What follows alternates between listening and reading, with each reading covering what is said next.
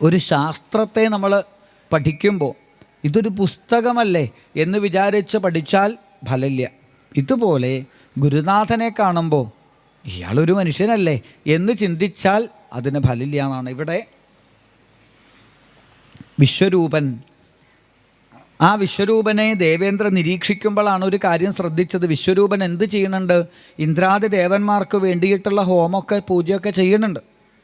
പക്ഷെ അത് കഴിഞ്ഞാൽ വിശ്വരൂപം പതുക്കെ പൂജാപാത്രമൊക്കെ ഭിക്ഷോപ്പറിലിട്ടിട്ട് വേറൊരു സ്ഥലത്ത് പോയി അസുരന്മാർക്ക് വേണ്ടിയിട്ട് യാഗം ചെയ്യുന്നുണ്ട്. ഇത് സഹിച്ചില്ല ഇന്ദ്രന്. എൻ്റെ ഗുരുനാഥൻ അസുരന്മാർക്ക് വേണ്ടിയിട്ട് യാഗം നടത്തുന്നത് സഹിച്ചില്ല. എന്ത് ചെയ്തു? തൻ്റെ കയ്യിലുള്ളതായ ആ വാളുകൊണ്ട് വിശ്വരൂപൻ്റെ ശിരസ് വെട്ടിക്കളഞ്ഞു. സോമപീതം, സുരാപീതം, മന്നാദം എന്നിങ്ങനെ 3 ശിരസ്സുകളാണത്രേ. ത്രിശിരസ് എന്ന് പേരുണ്ട് ഇദ്ദേഹത്തിന്. ആ 3 ശിരസ്സും വെട്ടിക്കളഞ്ഞു ഇന്ദ്രൻ. അതോടുകൂടിയിട്ട് ഒരു ബ്രഹ്മഹത്യാപാപം ഇന്ദ്രനെ പിടികൂടാൻ വന്നു. ബ്രഹ്മഹത്യാപാപം പിടികൂടാൻ വന്നതും ദേവേന്ദ്രൻ വേവലാതി പിടിച്ച് ബ്രഹ്മലോകത്ത് ഓടിപ്പോയി. ബ്രഹ്മാവിനോട് പറഞ്ഞു, ഞാൻ എന്ത് വേണം? ഒരു ബ്രഹ്മഹത്യാപാപം വന്നിട്ടുണ്ടല്ലോ. ബ്രഹ്മാവ് പറഞ്ഞു, ആർക്കെങ്കിലും കൊടുത്ത് ഒഴിവാക്കൂ. പാപമൊക്കെ വാങ്ങാൻ ആളുണ്ടാവുമോ? നീ ചോദിച്ചു നോക്കൂ. അങ്ങനെ ദേവേന്ദ്രൻ വഴിയിൽ കാണുന്ന ആൾക്കാരോടൊക്കെ ചോദിക്കാൻ തുടങ്ങി. വേണോ? എന്ത് വേണമെങ്കിൽ തരാം. എന്ത്? നീ വേണമെങ്കിൽ എടുത്തോളൂ. കാര്യം പറയൂ. എന്ത്? മഹാപാപം. അസലായി. ഞങ്ങളുടെ പാപം തന്നെ ഇവിടെ തീരുന്നില്ല, അപ്പോഴാണ് നിൻ്റെ കയ്യിൽ നിന്ന്. ഞങ്ങൾക്ക് വേണ്ട. ആരും വാങ്ങുന്നില്ല എന്ന് കണ്ടപ്പോൾ ദേവേന്ദ്രൻ എന്ത് ചെയ്തു? ഒരു സൂത്രം പ്രയോഗിച്ചു. അതോടുകൂടി ബ്രഹ്മഹത്യാപാപം വാങ്ങാനും ആളുണ്ടായി. അല്ലേ? ഇന്നും ആരും വാങ്ങാത്ത സാധനം വാങ്ങിക്കാൻ ഇതന്നെയാണ് പുതിയ കച്ചവട തന്ത്രം. എന്താ സൂത്രം?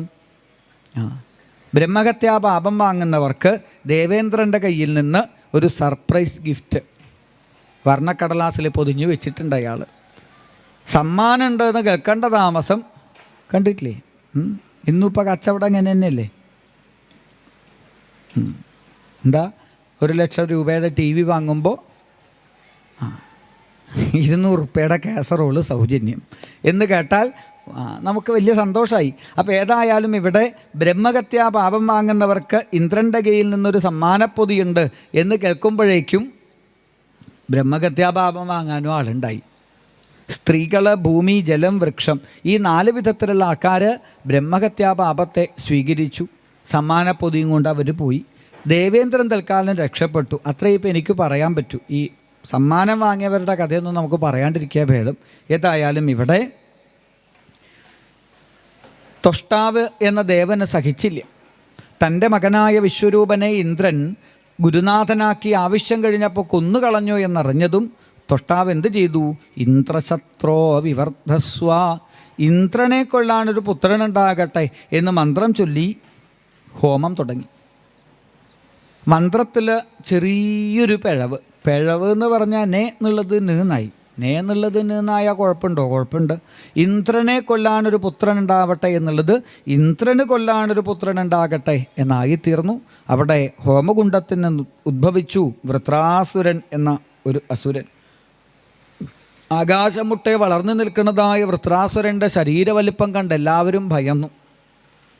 സകല അസുരന്മാരും വൃത്രാസുരനോടൊപ്പം ഇന്ദ്രലോകത്തേക്ക് യുദ്ധത്തിനായി പുറപ്പെട്ടു. ദേവേന്ദ്രൻ അറിഞ്ഞു, എന്ത്? ഒരസുരൻ വന്നിട്ടുണ്ട്, പുതിയതായിട്ട് റിലീസായിട്ടുണ്ട്. അപ്പം ഇതിൻ്റെ വലിപ്പമൊന്നും ദേവേന്ദ്രൻ കണ്ടിട്ടില്ല. ദേവേന്ദ്രൻ നല്ല രാഗത്തിൽ, താളത്തിൽ നമസ്തേ ഹസ്തചക്രായ നമസ്സു പുരുഹൂതയേ നമസ്തേ യജ്ഞവീര്യായ വയസേ ഉതതേ നമ എന്ന് അനുഷ്ടുപ്പ് വൃത്തത്തിൽ നല്ല രാഗത്തിൽ താളത്തിലൊക്കെ ഇങ്ങനെ ഇന്ദ്രനും മറ്റ് ദേവന്മാരും ശ്രുതിപ്പെട്ടിയൊക്കെ വെച്ച് ഭഗവാനെ സ്തുതിക്കാൻ തുടങ്ങി. ഏതോ ഒരു അസുരൻ ഇറങ്ങിയിട്ടുണ്ടല്ലോ. കുറേ കഴിഞ്ഞപ്പോഴാണ് ഇരുട്ട് കൂടി വരുന്നുണ്ട്. ഇരുട്ട് കൂടി വരുമ്പോൾ ആ മുകളിലേക്ക് നോക്കുമ്പോഴേക്കും പിബദാച നഭസ്ഥലം, നക്ഷത്രങ്ങളൊക്കെ നക്കിക്കൊണ്ട് ആ വൃത്രാസുരനെ അങ്ങ് കണ്ടതും പിന്നെ രാഗവും പോയി, താളവും പോയി, തബലയും പോയി. നമസ്തേസ്തു ഭഗവൻ വാസുദേവ നാരായണ ആദിപുരുഷ ലക്ഷ്മീനാഥ പരമഹംസ പരിവ്രാജകേ പരമായണാത്മയോഗ സമാധിനാന്നും പറഞ്ഞ് ഇന്ദ്രനങ്ങ് തുടങ്ങി നിലവിളി. ഭഗവാൻ അവിടെ പ്രത്യക്ഷപ്പെട്ടു. ഭഗവാനോട് ദേവേന്ദ്രൻ പറഞ്ഞു, എന്തു വേണം? ഭഗവാൻ പറഞ്ഞു, ഒരു കാര്യം ചെയ്യൂ, ദധീജി എന്ന മഹർഷിയുടെ നട്ടെല്ല് യാചിച്ച് വാങ്ങി ആ നാരായണ കവച സിദ്ധിയുള്ളതായ നട്ടെല്ല് കൊണ്ട് വജ്രായുധം നിർമ്മിക്കും. എന്നിട്ട് വജ്രായുധം കൊണ്ട് വൃത്രാസുരനെ വധിക്കാം എന്ന് പറഞ്ഞതും ഒരു നാണമില്ലാണ്ട് ദേവേന്ദ്രനും ദേവന്മാരും കൂടി പുറപ്പെട്ടു. എവിടേക്ക്? ദധീജിയുടെ ആശ്രമത്തിലേക്ക്. ഒരു പരമസാധുവാണ് ഈ ദധീജി മഹർഷി. അദ്ദേഹത്തിൻ്റെ ആശ്രമത്തിൻ്റെ ചുറ്റും പുല്ലും കാടും വളർന്നിരിക്കുക. എന്തേ? ആരും പോവാറുമില്ല, ഇയാൾ പുറത്തേക്കും പോവാറില്ല. ഒരു ദിവസം ഒരു 11:45 ആയപ്പോഴാണ് ആരൊക്കെയോ കൂടി ഈ പുല്ലും കാടൊക്കെ വെട്ടിത്തെളിച്ച് വരുന്നുണ്ട്. ഇതാരാ വരുന്നത്? നോക്കുമ്പോഴേക്കും ഇന്ദ്രൻ, വായുദേവൻ, വരുണദേവൻ, അഗ്നിദേവനൊക്കെ വലിയ വലിയ പാത്രത്തിൽ നേരത്തെ പറഞ്ഞതുപോലെ അപ്പിളും മുന്തിരിയൊക്കെ എടുത്ത് വരുന്നുണ്ട്. വന്ന് നമസ്കരിച്ചു ദധീജിയെ. ദേവേന്ദ്രൻ ആളും ഇടുമിടുക്കന ദധീജിയോട് പറഞ്ഞു, കിന്നു തൽ ദുസ്തജം ബ്രഹ്മൻ പുംസാം ഭൂതാനുകമ്പിന. അങ്ങയുടെ ദാനശീലത്തെക്കുറിച്ച് ഞാൻ ഇന്നലെയും കൂടി വായുദേവനോട് പറഞ്ഞതേ ഉള്ളൂ. വായുദേവൻ വായ പൊളിച്ചു നോക്കുക, ഇവൻ എപ്പോഴാണ് എന്നോട് പറഞ്ഞത്? അങ്ങ് എന്തും ചോദിച്ചാൽ കൊടുക്കുന്ന ആളല്ലേ, എന്തും ചോദിച്ചാൽ അങ്ങ് കൊടുക്കുന്ന ആളാണെന്നൊക്കെ എനിക്കറിയാം. ഇതൊക്കെ കേട്ടപ്പോൾ ദധീജി മഹർഷി ദേവേന്ദ്രനോട് ചോദിച്ചു, ഇന്ദ്ര, എനിക്കിപ്പോൾ എന്താ വേണ്ടത്? അത് പറയൂ. ഒന്നുമില്ല, അങ്ങയുടെ നട്ടെല്ലൊന്നു വേണം. അസലായി.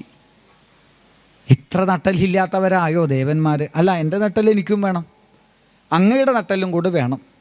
കാര്യം പറഞ്ഞപ്പോൾ, പരോപകാരാർത്ഥം ഇതം ശരീരം, എൻ്റെ ശരീരം കൊണ്ട് നിനക്കങ്ങനെ ഒരു ഉപകാരം ഉണ്ടാവണമെന്നുണ്ടെങ്കിൽ നടക്കട്ടെ എന്ന ഭാവത്തിൽ ദധീജി സമാധിഭാവത്തിൽ ഭഗവാനിലേക്ക് ജീവനെ ചേർത്തു വച്ചു.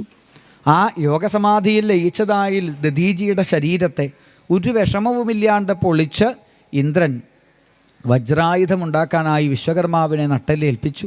അയാളെ നട്ടെല്ലൊക്കെ വൃത്തിയാക്കിയിട്ട് വജ്രായുധം എന്ന അതിതേജസ്സുള്ള ഒരായുധമുണ്ടാക്കി ഇന്ദ്രനെ ഏൽപ്പിച്ചു.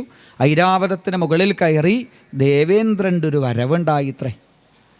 വജ്രായുധത്തിൻ്റെ അതിതേജസ് കണ്ടതും അതുവരെ വൃത്രാസുരനോടൊപ്പം യുദ്ധത്തിനു വേണ്ടി ഓടി വന്നതായ വൃത്രാസുരൻ്റെ കൂട്ടുകാരായ അസുരന്മാരൊക്കെ പേടിച്ച് തിരിച്ചോടാൻ തുടങ്ങി.